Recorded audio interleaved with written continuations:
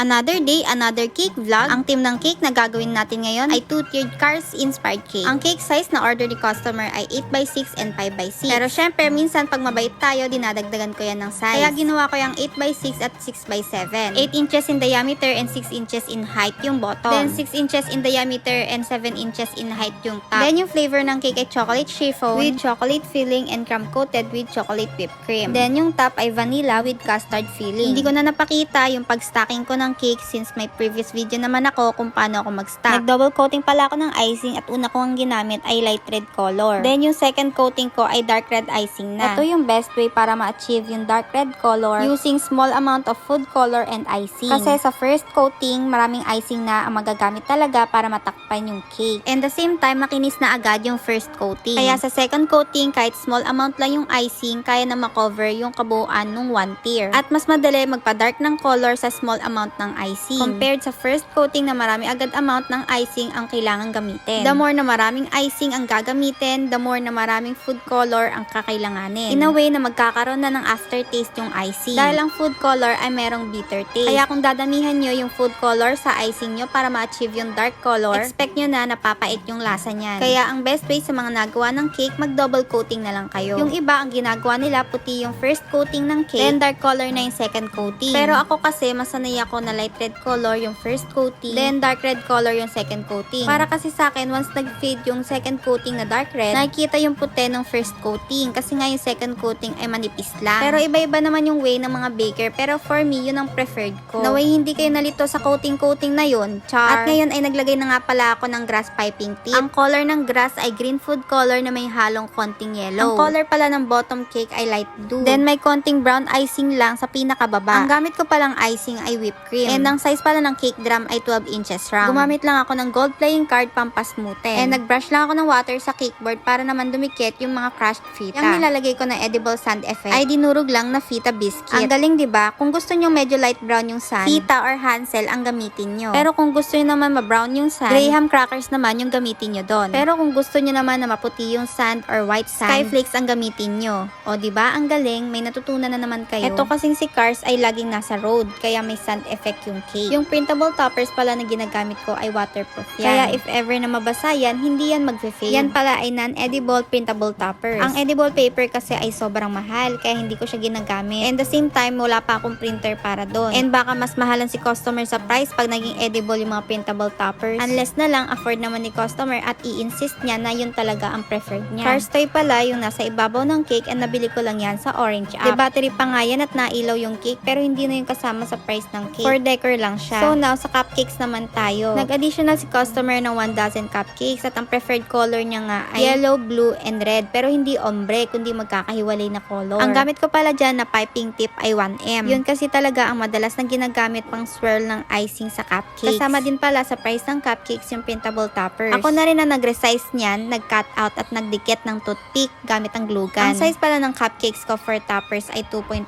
height or 2.5 width. Bali dun lang umiikot. Oo nga pala, ito pala yung reference design ni customer. Nabigyan ko ba ng hustisya? Ito na pala ang finished product. I hope na may natutunan ulit kayo. Thank you so much for watching. Babush!